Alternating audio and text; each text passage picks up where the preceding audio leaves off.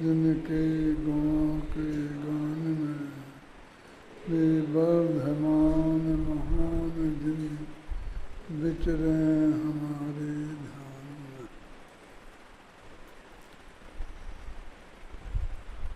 हमारा समारोह अभी तक तो दीक्षांत समारोह की कोई बात हुई नहीं, लेकिन ये सब दीक्षाएं चल रही थी।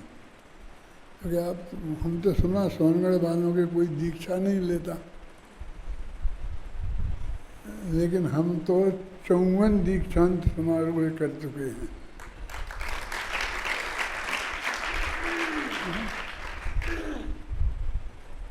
दीक्षांत क्या है? देखो, महाराष्ट्र में जो किसी को समझाते हैं और डांटते हैं, कभी दंड भी देते हैं, पिटाई भी करते हैं, उस सब को शिक्षा कहते हैं। मैं तुझे ऐसी शिक्षा दूंगा कि तू जिंदगी भर याद रखेगा। शिक्षा दोगे तो याद क्यों रखूँगा, और क्यों नहीं रखूँगा? तो उसको शिक्षा कहते हैं। और दीक्षा क्या है? कोई साधु बन रहा है तो दीक्षा कहते हैं। छलक बने, ऐलक बने, मुनि बने, तो उसे हम दीक्षा कहते हैं। और जो दीक्षा समारोह बोलते हैं उसको भी दीक्षांत समारोह तो कोई नहीं बोलता। वे जो लेते देते हैं वो भी उस दीक्षांत शब्द का अर्थ कितना है, क्या है, कितना जानते हैं, हमें पता नहीं है। पहले अपने यहाँ हिंदुस्तान में तक्षशिला विश्वविद्यालय और नालंदा विश्वविद्यालय, नालंदा बिहार में अपना पावापुरी के पास में, उधर एक जगह है जहाँ विश्वविद्यालय था, और वहाँ ज़मीन की खुदाई करके निकला है तो अंदर विश्वविद्यालय की बहुत बिल्डिंग निकली है पूरी। क्या धर्म पढ़ाने वाला इसमें जगह बैठता था, न्याय पढ़ाने वाला यहाँ बैठता था, व्याकरण पढ़ाने वाले यहाँ बैठते थे, सबके कक्ष बने हुए हैं। उन विश्वविद्यालयों में क्षत्रियों के, राजाओं के लड़के पढ़ते थे, बड़े बड़े उद्योगपतियों के, सेठियों के, व्यापारियों के लड़के पढ़ते थे, और बहुत बड़े बड़े विद्वानों के लड़के पढ़ते थे। और सबके सर्वश्रेष्ठ अध्यापक उन विद्यालयों में रहते थे। तो उस विश्वविद्यालय का ये धर्माध्यापक है, तो धर्म के बारे में जो भी निर्णय कराना है उसने कह दिया, वो फाइनल है। तो ये दीक्षांत समारोह क्या है? वो सब विश्वविद्यालय ऐसे नहीं थे आज के विश्वविद्यालय जैसे। अपना राजस्थान विश्वविद्यालय ही बगल में है ना, अब वहाँ छात्रावासों में तो रहते होंगे 100, 200, 500 विद्यार्थी, पढ़ते तो वहाँ हजारों विद्यार्थी। वहाँ तो हर विद्यार्थी वहीं छात्रावास में ही रहता था। और जो विद्यार्थी ने एक दफ़ा प्रवेश किया तो वो पूरी पढ़ाई करने के बाद ही निकलता था। और जब वो निकलता था तो उसे प्रमाण पत्र दिया जाता था और दीक्षा दी जाती थी। उसका दीक्षा के अंत में जो भाषण गुरुजी देते थे उसका नाम है दीक्षांत भाषण। संस्कृत साहित्य में एक उपन्यास है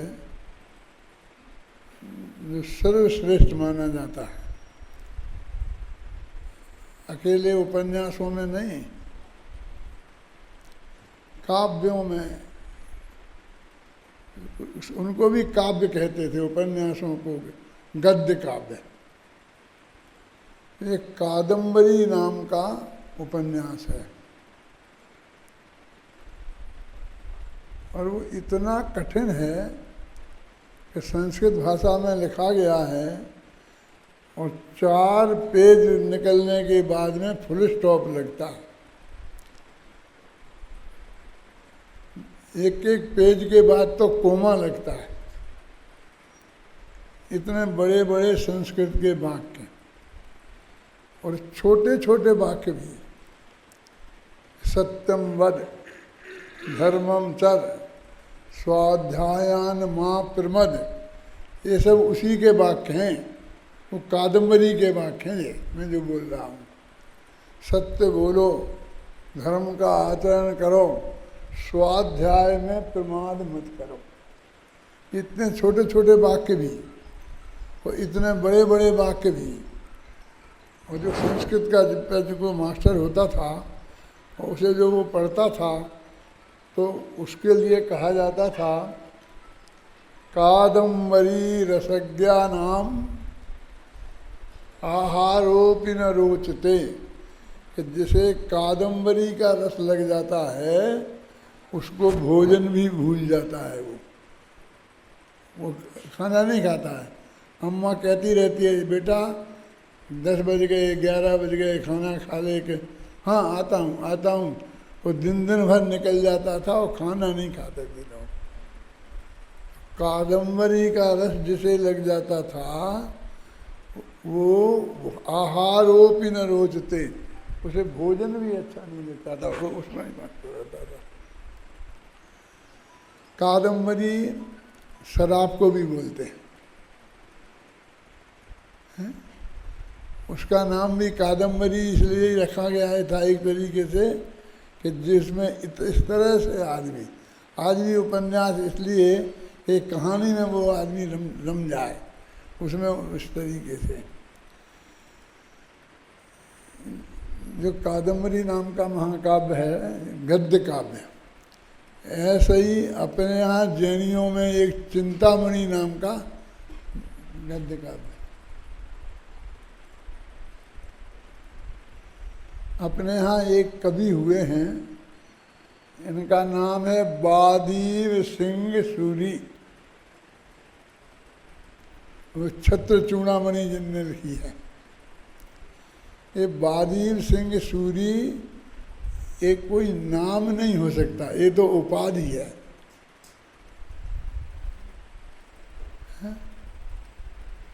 बादी माने वाद करने वाले होते हैं, उन्हें बादी बोलते हैं। और बादी रूपी इव माने हस्ती। तो बादीव सिंह के उनके लिए वो बालों वाला बड़ा शेर है। ऐसा उन हाथी को हराने के लिए जो शेर है, ऐसा कोई आदमी। हमारे गुरुजी थे ना जो पंडित मक्खन लाल जी जो हमें पढ़ाते थे, उनको बादीव सिंह शेर केसरी की उपाधि थी। वो बात करते थे ना, उन्हें मिलती थी।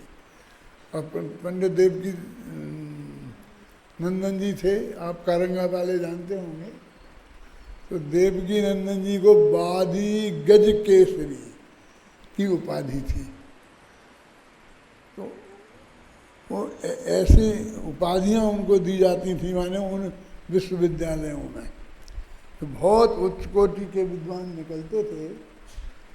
विद्वान माने अकेले ये संस्कृत हिंदी प्राकृत के नहीं, दर्शन शास्त्र के भी और राजनीति शास्त्र के भी और युद्ध विद्या के भी। वहाँ बच्चों को, राजाओं के बच्चों को तलवार चलाना भी सिखाई जाती थी, बंदूक चलाना भी सिखाई जाती थी। ये सारी चीज़ें वहाँ होती थी। वैद्यों की भी बहुत बड़ी कॉलेज होते थे और उनके लिए बहुत बड़ी ज़मीन होती थी जिन पर सारी जड़ी बूटियाँ बोई जाती थी। और उन जड़ी बूटियों का परिचय वैद्य लोग अपने शिष्यों को कराते थे। थोड़ा अंदाज लगा रहा हूँ मैं आपको। तो हम जब नालंदा विश्वविद्यालय बोलें कि हम तक्षशिला विश्वविद्यालय बोलें तो आप ऐसा न समझ लें कि हमारी गांव की पाठशाला होगी क्या। अब हमारी हिम्मत ही नहीं पड़ती है कि हम विश्वविद्यालय नाम रखें। हमारी नाम तो क्या अपनी कौन सी पाठशाला चलाई तुमने? और हम पाठशाला, हम तो पाठशाला खोलते हैं।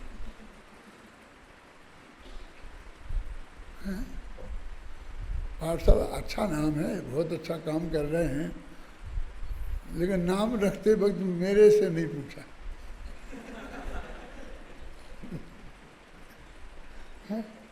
तुम, हम पाठशाला है, हम तो विश्वविद्यालय। हमने जब प्रशिक्षण शिविर लगाए ना, हम बालबोध पाठमालाएँ पढ़ाई और उनकी परीक्षा दिलाई और उनको बुलाकर उनको सर्टिफिकेट दिलाया और उनको दीक्षांत समारोह। हमने तो विद्यापीठ नाम रखा। महाराष्ट्र में तो विद्यापीठ विश्वविद्यालय को ही बोलते हैं ना, क्यों? नाम भी रखना नहीं आता है।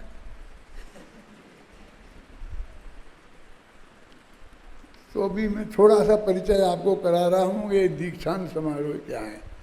तो उनमें जब दीक्षांत समारोह होता था, तो जिस विद्या का दीक्षांत समारोह होता था, सब विद्यार्थी इकट्ठे होते थे, उसके गुरु इकट्ठे होते थे, सब उस विषय का जो विशेषज्ञ विद्वान होता था पूरे हिंदुस्तान में, वो आता था, वो दीक्षांत भाषण देता था। इस तरह से वो चलता था। उसके बाद जब अपना भारत आज़ाद हुआ तो सन 47 में, हाँ, कोई विश्वविद्यालय था ही नहीं। दो विश्वविद्यालय खोले थे। एक मदन मोहन मालवीय ने हिंदू विश्वविद्यालय बनारस में, और एक मुस्लिम अलीगढ़ में मुस्लिम विश्वविद्यालय, उसका भी नाम आता है कोई मुसलमान का, जिसने खोला था। उसके पहले एक इलाहाबाद विश्वविद्यालय था। अजमेर में एक बोर्ड था। पूरे मध्य प्रदेश के, यूपी के सारे लोग अजमेर बोर्ड से परीक्षा देते थे। हमने मैट्रिक का फार्म अजमेर बोर्ड से भरा था, थे यूपी में, एमपी में। अब इतने इतने परीक्षा बोर्ड बन गए, इतनी यूनिवर्सिटियाँ बन गई, ये सब बहुत बन गई। तो हम आज की देखते हैं उसके हिसाब से। ये हमारा ये जो है ना, जयपुर एयरपोर्ट पे जाते हैं तो रास्ते में 4 विश्वविद्यालय मिलते हैं। तुमने देखे? राजस्थान विश्वविद्यालय बोर्ड लगे रहते हैं। राजस्थान विश्वविद्यालय किधर है, जाके देखते हैं तो एक कमरा होता है, उस कमरा में एक क्लर्क बैठा रहता है, टाइपिस्ट बना, विश्वविद्यालय चलता है वहाँ से। विश्वविद्यालय कैसा होता है, इसका स्वरूप भी हमारे दिमाग में से निकलता गया। तो वो दीक्षांत भाषण होता था। अभी मैं थोड़ा आपको बताऊं क्या होता था। एक क्षत्रियों का ग्रुप था, 100, 200, 500, 1000 का, और वो उसकी पढ़ाई पूरी हो गई थी और अब उसकी विदाई होनी थी। तो उसके लिए दीक्षांत समारोह होना था। इसका वर्णन उस कादम्बरी नाम के उपन्यास में किया। ये तो इतिहास की बातें हैं, ये सब संस्कृत वालों, हिंदी वालों को समझ में आना चाहिए। तो वो जो भाषण देते थे, अब वे राजकुमार थे, सब उनको युद्ध विद्याओं में सिखाया था, राजनीति सिखाई थी कि कब कैसे क्या व्यवहार करना, ख्याल में आए ना। तो थोड़ा नमूना बताता हूँ कि राजकुमारों से कहा कि तुमको जाओ ना तो प्रशासन कैसे चलाना। प्रशासन तो समझते हैं आप, एडमिनिस्ट्रेशन कैसे चलाना। तो उसमें लिखा था कर्मचारी लोग से डील करना भी आसान नहीं है। कहते हैं उन्हें संगठित मत होने देना। संगठित हो जाएंगे तो हड़तालें करेंगे, काम नहीं करेंगे कोई। और इन्हें लड़ने मत देना। उसमें लिखा है संहिता भक्षेयु असंहिता नष्टेयु। इतने छोटे छोटे शब्द हैं। क्या अर्थ है इसका? कि यदि वे मिल गए तो खा जाएंगे, भक्षिता भक्षेयु, और असंयता यदि लड़ पड़े तो नष्टेयु। ये मेरा पेन है, मैं लिखता हूँ इससे बढ़िया, और अभी जैसा ये लिखते हैं उनके बहुत अच्छे हस्ताक्षर आते हैं, काम इनका समय पर रहता है, साले इसके पेन को तोड़ दो। और आप पेशाब करने जाओगे वो आपके पेन को तोड़ देगा। यदि वे आपस में लड़ पड़े नष्टेयु, कागज फाड़ देगा, फाइल गायब कर देगा। और यदि मिल गए भी आपस में तो अरे भाई एक ऑफिसर आया, क्यों फला बाबू नहीं आया? नहीं साहब अभी यहीं था। वो आया ही नहीं है, ये झूठा हाजिरी लगनी थी और बेलोग। लेकिन हाँ कोई ऑफिसर आता था, अभी यहीं पेशाब करने गया होगा, अभी उसकी माँ की तबीयत खराब हो गई थी तो अभी कह के गया है। ऐसा कह के एक दूसरे को बचाएंगे, कोई काम नहीं करेंगे। संयता भक्षेयु, ऐसी छोटी छोटी बातें वो सिखाते थे कि तुम जाके एडमिनिस्ट्रेशन कैसे करना, कर्मचारियों को कैसे डील करना। मैंने ऐसे देखे हैं कि वे साहब बन के आए हैं और वे कर्मचारी हैं ना, तो जैसे वो होता है ना इनका संगठन होता है, जैसे उसका नेता काम करता है ऐसे बातें करते हैं, वे भड़काते हैं। आप ऑफिसर हो, आपको चलाना है, वो बहुत अच्छी सुंदर शिक्षाएं उसमें दी गई हैं। वो बहुत सुंदर वो कादम्बरी और वो दीक्षांत भाषण है कि अब आप भाग्य से एक बात तो अपने यहाँ उससे मिलती है कि अपने यहाँ ये सब ऐसा ही विद्यालय है कि आप अपने घर से आते हैं, यहीं खाना पीना रहना, क्या बोलते हैं उसे हिंदी में, वो तो ठीक है, लॉजिंग वोजिंग नहीं, वो कैसा विश्वविद्यालय, आवासीय विद्यालय, ऐसा तो अपना है ही। आप 5 साल पहले आए और अब 5 साल में हमारे ज़माने तक हम मुरैना विद्यालय में पढ़ते थे तो दक्षिण भारत के विद्यार्थी आते थे वहाँ। भरत चक्रवर्ती, धर्म चक्रवर्ती, श्रीकांत सिंह, ये हमारे सहपाठी थे, ये मद्रास के थे। तो हमसे वे कहते थे कि आप घर कब तक नहीं गए, बस हम तो लोग आते हैं ना तो एक तीर्थ करके जाते हैं। उनने हमसे बोला एक तीर्थ करके जाते हैं, हम वापस नहीं जाते हैं, बहुत दूर है। तो मैंने कहा ये सोनागिर अच्छा तीर्थ है, तो आप ये पास में तीर्थ कर लो, वो चले जाओ। बोले सोनागिर वाला तीर्थ नहीं, न्याय तीर्थ, काव्य तीर्थ, व्याकरण तीर्थ, वेदांत तीर्थ, ये ऐसा कोई तीर्थ माने डिग्री, माने धर्म की सर्वोच्च डिग्री। हमारे ज़माने तक वो चलता था, हम न्याय तीर्थ हैं, हमने वो डिग्री ली थी। वो तीर्थ करके, भरत चक्रवर्ती भी न्याय तीर्थ थे, केरल के श्रीकांत शास्त्री, ये सब हमारे सहपाठी हैं। तो वो दीक्षांत ऐसा विद्यालय है। अब उसमें जब जो तुम्हारा फंक्शन हो रहा, ये विदाई समारोह होता था और उसमें दीक्षांत भाषण होता था, उसमें गुरुजी समझाते थे। तो ऐसा हमने 20 दिन का जो प्रशिक्षण शिविर करते हैं, उसमें 20 दिन तक घरेलू विश्वविद्यालय जैसा पढ़ाते हैं, फिर उसकी परीक्षा लेते हैं, फिर डिग्रियां देते हैं और उसमें हम दीक्षांत भाषण देते थे। एक हिस्सा तो उसका यही होता था कि दीक्षांत भाषण किस चिड़िया का नाम है, क्यों कोई जानता ही नहीं था। पहला तो यही समझाना था। फिर असली बात क्या, वो क्या समझाते थे कि बेटा अभी तो हमने तुम्हें युद्ध विद्या में यहाँ सिखाया, तो तुमको गुरुजी दाव पेच सिखाते थे, समझे ना, तो वो शिष्य जानता था कि गुरुजी मुझे मेरे हाथ पैर तोड़ेंगे नहीं, भले ही पटक देंगे, गिरा देंगे, लेकिन जब असली आप सीख कर और भारत केसरी बनने के लिए दिल्ली के अखाड़े में जाओगे तो वो जो सामने आपके होगा वो आपका हाथ पैर टूट जाए इसकी चिंता नहीं करेगा, वो तो हर हालत में तुम्हें चित करेगा। तो उनसे कहते थे अभी तक तो हमने तुम्हें सिखाया है,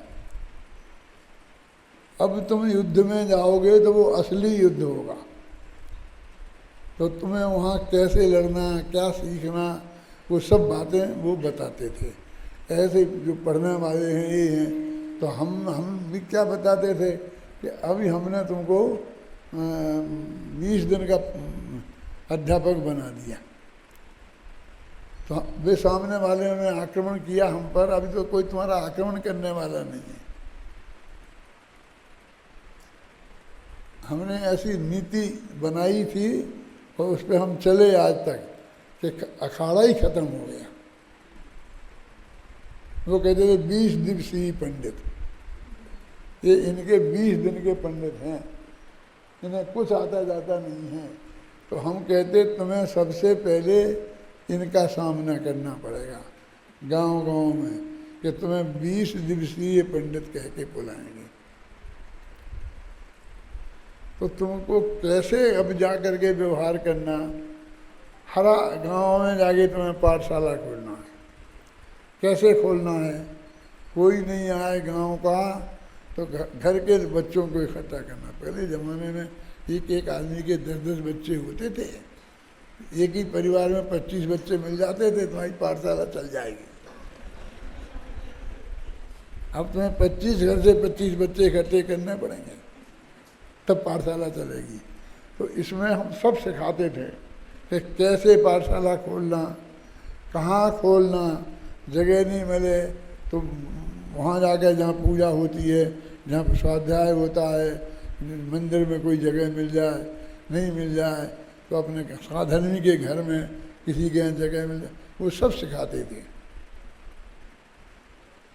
अब ये 10-20 पंडित हो गए प्रशिक्षण देने वाले पर तुम, अब हम जो अकेले सिखाते थे अब तुम 10 जने मिल के नहीं सिखाते। हमें कहते ये तो गायब ही हो गया, ये तो गायब ही हो गया। और अभी जब तक हम आते हैं तब तक जितने सिखाते हो हमारे ख़त्म होने के बाद वे भी खत्म हो जाए। अब कल्पना नहीं करते, हम बताएं कि हमने क्या क्या किया। उन्हें सबको ट्रेनिंग देते थे और ये लिखवाते थे कि पाठशाला खोलेंगे सब जो प्रशिक्षण में बैठे हैं। तो 100 विद्यार्थी प्रशिक्षण में बैठते थे तो 100 से खोलेंगे तो 25 पाठशालाएँ खुल जाती थी। हर साल शिविर लगता था तो 25 पाठशालाएँ हो जाती थी और सबसे पहले शिविर में 10,000 रुपया खर्च हुए थे। 10,000 खर्च हुए थे, अब 2 करोड़ खर्च होते हैं और 20 पाठशालाएँ नहीं खुलती। कितनी खुलती हैं फिर तुम बता देना प्रशिक्षण शिविर में। अभी मैं जो बता रहा हूँ उसे सुनो आप शांति से। मैंने दीक्षांत समारोह कैसे विश्वविद्यालय से इतिहास में से हम कहाँ से निकाल के लाए थे, फिर उसमें हमने वर्तमान में क्या रूप दिया, क्या दीक्षांत भाषण है। तो ऐसे जैसे कि वो कहते थे कि भाई यहाँ तो अखाड़े में जो अध्यापक गुरुजी अपने शिष्य को दाव पेंच सिखाते हैं ना, तो ऐसे लड़ते हैं, वे उसे पटक देते हैं, वे नीचा कर देते हैं, कभी उसके हाथ से गिर जाते हैं। वो हारते नहीं, गिरते नहीं हैं। तो उसको दाव पेंच सिखाने के लिए ऐसा कहते हैं कि खुद गिर के बताते हैं। ऐसे सिखाया है तुमको और अब तुमको जा करके असली लड़ाई लड़नी पड़ेगी। तो कितनी शांति चित्त से कैसे एक करना, उसको हम बोलते हैं दीक्षांत भाषण। हमने ये शिविर लगाया, 20 दिन तक आप लोगों को ये पढ़ाया, ये सिखाया। अब हमारा युद्ध का मैदान समाज है, उस समाज में हमें जाना है तो हमें कैसे रहना है, कैसे चलाना है, शांति कैसे कायम रहे, झगड़ा ना हो। ख्याल में आया ना? जैसे हम यही बताते थे कि दक्षिण भारत में जाना तो पूजा पद्धति के चक्कर में मत पड़ना, अकेली भक्ति से काम चलाना। क्योंकि पूजा में कहेंगे कि नहीं पंचामृत दही नहीं लाए, ये नहीं लाए, तुम लाओगे नहीं, वो झगड़ा वाला मामला है, उसमें पढ़ना ही नहीं, भक्ति पढ़ना। समझ में आया ना? ये करना। पर उत्तर भारत में जाओ, जहाँ जो एरिया है तो तुमको साहब ये तो गुलाम वो हो गई, छल हो गया। छल नहीं है, हमें मूल तत्व की बात सिखानी है। यदि हम पहले से ही ऐसी का बात करेंगे तो फिर वो सीखेगा ही नहीं, आएगा ही नहीं।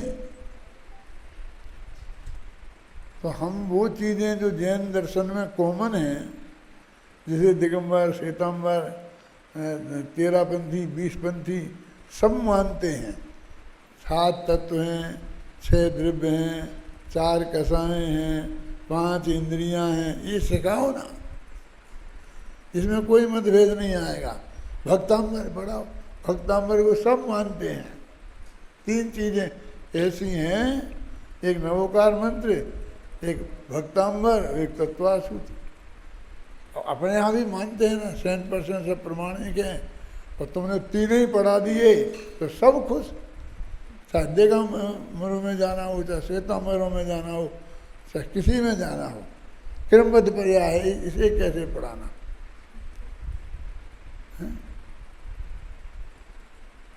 आज से 55 साल पहले, बिल्कुल मैं गिनती का बता रहा हूँ, क्योंकि मुझे 54 साल जयपुर में आए हो गए और उसके 1 साल पहले मैं उज्जैन में गया था। हमने 12 दिन का शिविर लिया था। तो क्रमबद्ध पर्याय पे प्रवचन चलते थे परमात्मा। ये बबलू 1-1.5 वर्ष का था,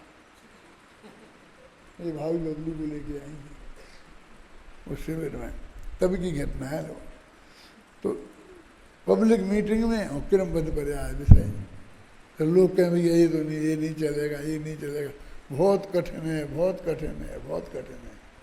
मैं कैसे कठिन है? देखो मैं पढ़ा, मैं समझाऊंगा, कैसे नहीं समझेंगे। क्रमबद्ध पर्याय का यही उद्देश्य है ना कि तुम परिद्रव्य के कर्ता नहीं हो, यही है ना, यही पढ़ाना है ना। तो मैंने पढ़ाया उसमें कि हिंदुओं में राम की मर्जी के बिना पत्ता नहीं हिलता, मुसलमानों में खुदा की मर्जी के बिना पत्ता नहीं हिलता, ईसाइयों के पत्ते गॉड हिलाते। तुम करता तो नहीं हो, किसी दूसरे का भला बुरा तुम नहीं कर सकते। यदि करते हो तो तुम करोगे कि राम करेगा, तुम करोगे खुदा करेगा, बोलो। तो अकर्ता, हमारा मूल सिद्धांत तो अकर्ता की समस्या है। हम क्रमबद्ध पर्याय बना लिए, वो सारे उन लोगों को ने क्रमबद्ध पर्याय मान ली, सब मुमुक्षुओं ने, लेकिन अकर्तापन नहीं आया। कर्ता बने हुए हैं सब, मैंने ये किया, मैंने ये किया, मैंने ये किया। क्यों? हाँ जी, कहाँ पड़ा पाए? अरे बोलो, हमको हिंदुओं के साथ क्या तकलीफ है? यही तो बताना कि तुम करता नहीं हो, क्योंकि तुम करता होगा तो राम करता है। बोलो, राम की मर्जी के बिना तुम कुछ कर सकते, किसी को मार दिला सकते हो? खुदा की मर्जी के बिना तुम कर सकते हो? तो तुम ये करता नहीं है, ये सिद्धांत हमने घंटे भर तक समझाया। सारे मुसलमान हिंदू सब आगे हाथ जोड़ के कहे कि साहब बहुत सच्ची बात कही आपने, बहुत सच्ची बात। अकर्ता है, क्रमबद्ध पर्याय का मतलब अकर्ता है कि नहीं है? तो मूल धारा से हटे नहीं, तो ऐसी तरकीबें हम सिखाते हैं। प्रवचन करने में क्या करना, क्लास पढ़ाओ तो क्या करना, विद्यार्थियों को शांति बनाए रखना है एक क्लास में, तो कैसे रखना वो भी हम सिखाते। सामूहिक प्रश्न और व्यक्तिगत उत्तर, एक से मत पूछो। हम कहें ऋषभ खड़े हो, तुम खड़े हो गए, बाकी सब आराम करने लगे। अब तो ऋषभ से पूछेंगे, ऋषभ जवाब देगा, अपन को क्या करना। हम कहें सुनो, मैं तुम्हें किसी से भी पूछ सकता हूँ, ध्यान से सुनो उत्तर। और फिर मैंने प्रश्न समझाया, तो सब ध्यान से सुनेंगे कि नहीं। अब मैं पूछ तो ही सकता हूँ एक दो से ही, तो फिर मैं कहूँगा नंबर से पूछूंगा, रजिस्टर नंबर तुम्हारा क्या, ज़्यादा समय खराब नहीं हो, 25 नंबर, 27 नंबर, बोलो। तो वो खड़ा होता था, वो उत्तर देता था, समझाता था। तो कम से कम समय में सब विद्यार्थी एंगेज रहें। जिसके अध्यापक की क्लास में सब विद्यार्थी एंगेज रहेंगे, वो बहुत शांति बनी रहेगी। अगर एक विद्यार्थी पे पिल पड़ा तो बाकी ये सब बनता है। ऐसी एक दो नहीं 25 बातें हैं जो हम सिखाते हैं, सिखाए। और वो देख के आते थे समाज वाले लोग कि हमारे बच्चों को अच्छी बातें सिखा रहे, इसमें तो कोई ऐसी बात है ही नहीं, इसमें तो कोई ऐसी बात है ही नहीं। ये तो नमोकार मंत्र पढ़ा रहे, ये तो 24 तीर्थंकरों के नाम सिखा रहे, ये तो पंच परमेश्वरी के नाम सिखा रहे। तो वो सब चीज़ें दीक्षांत समारोह में एक दफ़े बताई जाती हैं, जो सिखाई हैं 5 साल में। उनको मौन ऐसा करके, अब कौन के दे सकता है दीक्षांत समारोह। 54 में हमने ही दीक्षांत समारोह दिए हैं, और हमारे सामने ही तुमने कोई नहीं देता है, तो बाद में कैसे कौन देगा? हा? कौन देगा दीक्षांत भाषण? अब के बाद तेरा दीक्षांत भाषण होगा, और देख मैं सुनूंगा, और मैंने कितनी बातें बताई ये सब बतानी पड़ेगी। और एक कैसेट तो हो गया आजकल, पहले तो कैसेट थे नहीं। ये दीक्षांत भाषण का मतलब ये है, जो सब्जेक्ट चल रहा हो, जो पढ़ाया गया हो, हमने 20 दिन में तुमको क्या पढ़ाया, उसको कैसे जगत में आगे बढ़ाना। मैं तो हमेशा ही चालू रखता हूँ। जो मेरा था ना अच्युत कांत, तो उसे बैठाता रहा, और मैं उसे सब बताता जो नई रिसर्च करता। कहते देख सुन, तेरे आत्म के हित के लिए मैं तुझे समझा रहा हूँ। हाँ हाँ गुरु, हाँ बिल्कुल ठीक है। और इसलिए भी समझा रहा हूँ कि मैं मर जाऊँगा तो कौन समझाएगा। तो और बाकी के लोगों को समझा ले, इतना समझ ले, मैं तुझे समझा रहा हूँ, तू फिर मुझे समझा, कि मुझे भरोसा हो जाए कि तू दूसरों को समझा पाएगा कि नहीं समझा पाएगा। अभी मेरा वो जिनेंद्र है, उसको भी ऐसे ही पढ़ाता हूँ। और भी कोई आता है, ये आया ये सब बैठ बेटा, और मैं उसे पढ़ाता हूँ और कहता हूँ बेटा अच्छी तरह समझ लेना, अभी तेरे को पढ़ाना पड़ेगा। क्या समझ में आई ना? ये काम हमको मल्टीप्लाई करना है ना, निरंतर आगे बढ़ाना है, तो ये प्रक्रिया कैसे चलेगी? तो मैं अपने घर में बैठे बैठे ये करता रहता हूँ। कई लोगों को जो मैंने नए सिद्धांत अभी समझाए ना तुम लोगों को, वो सब जगह बताता हूँ, भाषण में देता हूँ। फिर ये कहता है तू मेरे साथ चल। क्यों? कि मैं वहाँ यही समझाऊँगा जो मैंने तेरे को समझाया है। तो मैं तो समझ गया ना। नहीं, अब तू वहाँ समझाना समझना नहीं है। समझ क्या कह रहा हूँ? अभी तो मैंने तुझे समझाया है, तो तूने समझा है, अब समझाना कैसे ये नहीं समझा, तो मैं वहाँ समझाऊंगा, तू वो सीखना। समझाना समझना ये निरंतर की प्रक्रिया है, ये निरंतर की बात है। 24 घंटा तुम स्वाध्याय इसका नाम स्वाध्याय है, अकेला किताब लेके बैठ जाने का नाम नहीं। मैं जो कहता हूँ मैंने समाधि ले ली है, तो कैसी समाधि ले रही? ये यहाँ जा रहे वहाँ जा रहे, कुर्ता पहने टोपी लगा, उधर से एक मेला कुचैला चदरा ओढ़ ले में हैं, अंगूठी लगा ले में तो समाधि कहलाए।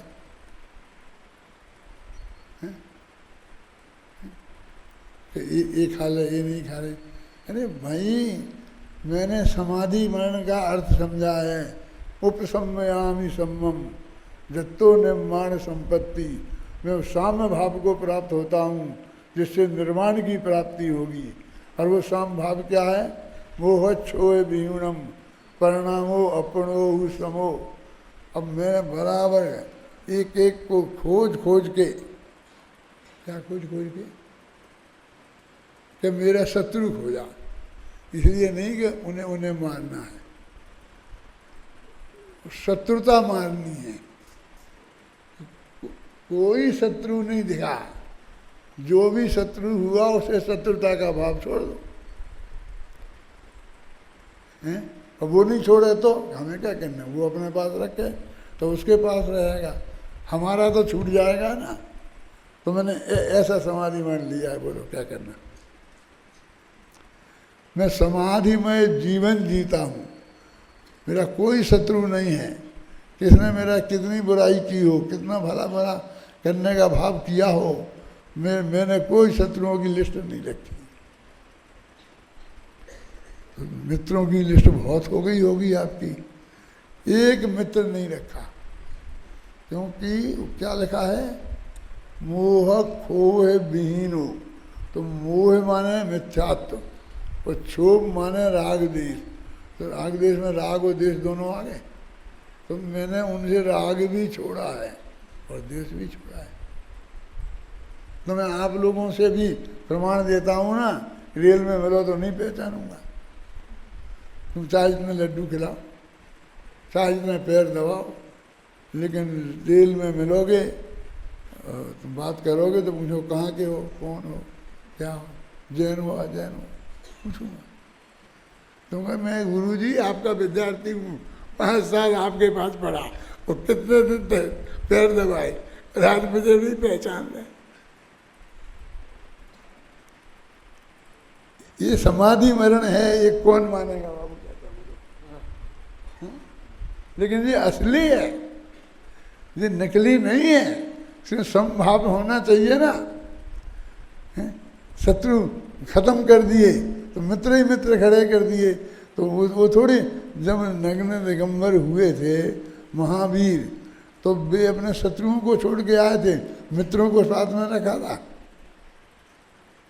हैं? नहीं किया था ना।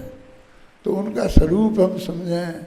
ये वास्तव में हमने जो अपने क्या चल रहा है, जो शिविर चल रहा है ना, कौन सा, वहाँ अपने महाविद्यालय की विदाई का महोत्सव है, दीक्षा।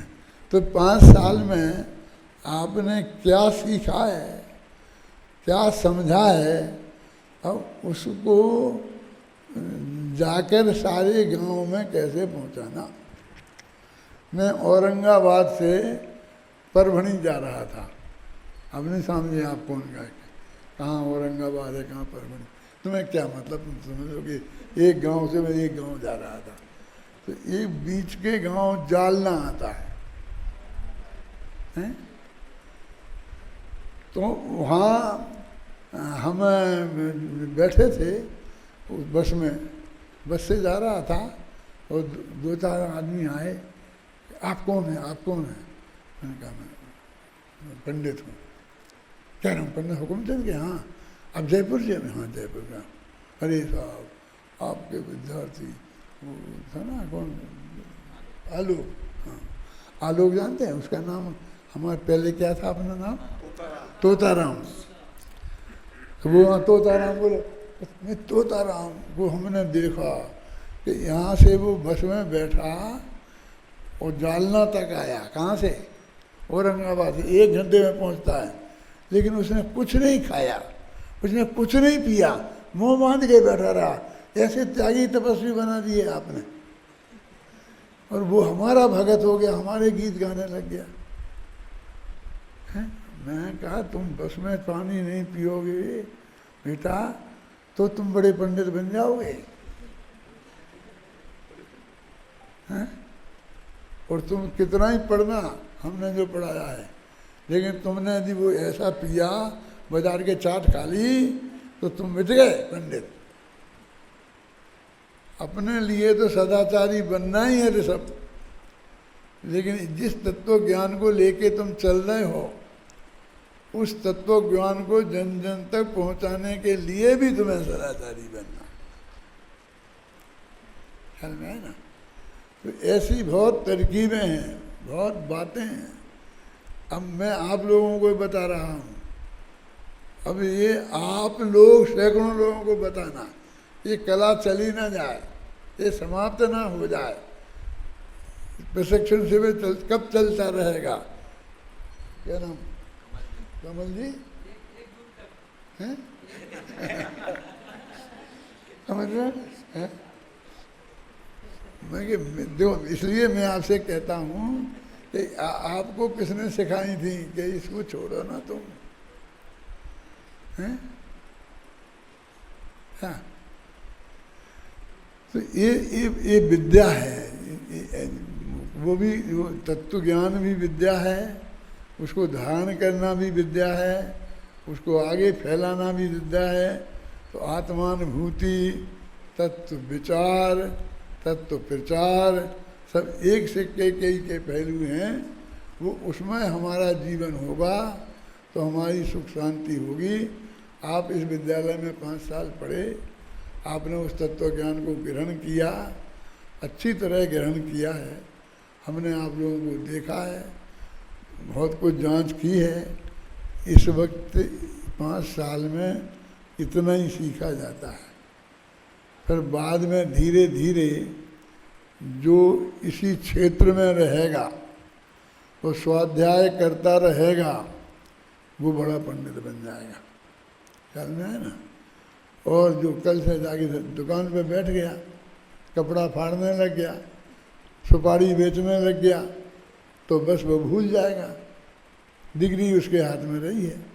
मैं जयपुर में जब आया था, तो सच्ची घटना बताता हूँ कि जब मैं एक न्यायाधीश आया था, और यहाँ 5 न्यायाधीश और थे, भवन लाल न्यायाधीश, सलाम न्यायाधीश, एक सूर्यज्ञानी तुम न्यायाधीश, नाम आप जानते हैं? कपड़ा बेचते थे, भी काला अक्षर भैंस बराबर था धर्म के नाम पर। न्यायाधीश, मैं भी न्यायाधीश, यहाँ तो न्यायाधीशों की लिस्ट थी। तो एक दिन मैंने भाषण में ये कह दिया कि भैया यहाँ तो ऐसे न्यायाधीश थे। नंदसुदास जी बहुत अच्छे विद्वान थे, वो तैयारी करा कर उनने परीक्षा दिला दी, तो ढेर सारे न्यायाधीश होते चले गए, और फिर धंधे पानी में लग गए, भूल भाल गए सब। तो ये कैसे, तुम विद्वान हो तो कैसे रहोगे विद्वान में? आपको ऐसे लोग बहुत मिलते हैं कि साहब आज की पढ़ाई बहुत खराब हो गई है, स्टैंडर्ड गायब हो गया है। पुराने ज़माने का मैट्रिक पास होता था ना, तो वकालत तक कर लेता था। पुराने कई वकील ऐसे हैं जो मैट्रिक पास भी नहीं थे। अपने नंदकिशोर वकील थे ना विद्या में, 8वीं पास थे, ऐसा लोग कहते। मैंने कहा अच्छा। और आज का भी है, वो एक एप्लीकेशन लिखते नहीं बनता है, बैंक में एक चेक नहीं काट सकता है, ऐसा बोलते थे। मैंने भैया तुम समझते नहीं हो, तुम जो वो 25 साल पुराने आदमी को बोलते हो, वो पढ़ा था जितना, वो 25 साल का उसको अनुभव है, धंधा पानी किया है, रोजीना 25 चेक काटे हैं। वो अकेला एक दिन की पढ़ाई नहीं है। ऐसी तुम्हारी विद्वत्ता अभी अकेली 5 साल की नहीं है, 5 साल की तो जरूरी है, तो निरंतर यदि इसमें लगे रहोगे। मेरे से बोले कौन, शशि भाई, वो तुम्हारे हीरा लाल, सही घटना नाम लेके बता रहा हूँ कि साहब हमको तो नहीं जचा। क्या नहीं जचा? कि तुमने जैसे पंडित बना के निकाले हैं, वो तुमने जैसे कहे थे वैसे नहीं। अभी अभय जी निकल गए थे, जतीश भाई निकल गए, पहला बैच निकल गया था, शांति जी निकल गए थे, ये दूसरे बैच के थे।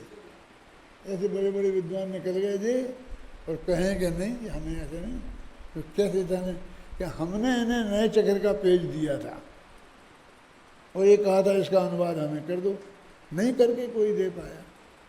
आपको दिया तो आपने फटाफट करके दे दिया हमको, तो वे सब मेरा पेज अपने समय सार में रखते थे। तो कैसा पंडित, हमें हुकुमचंद जैसा पंडित चाहिए। मैंने कहा हुकुमचंद जैसा चाहिए, आपने आश्वासन दिया।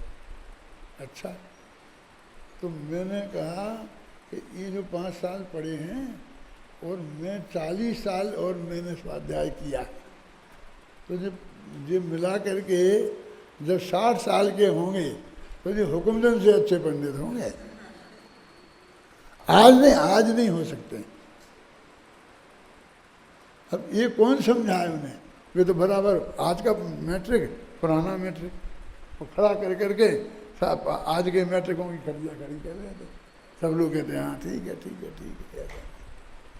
इसका ये जवाब देने वाला कौन है?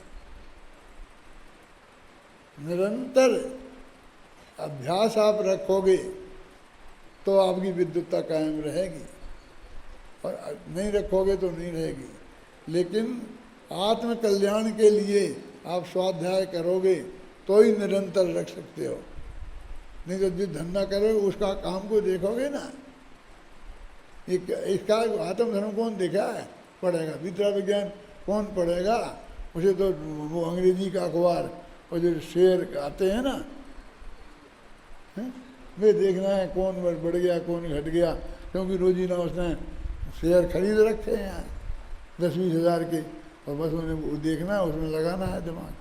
तो इस तरीके से ये जैन तत्वज्ञान की धारा को यदि तुम्हें जिंदा रखना है तो आत्मकल्याण की भावना से स्वाध्याय निरंतर रखना, तो तुम्हें कोई नहीं हरा सकता और तुम कर्मों को हरा सकते हो। हैं, यदि ऐसा नहीं किया तो तुम्हें सफलता नहीं मिलेगी। इसी बात करके मैं अपनी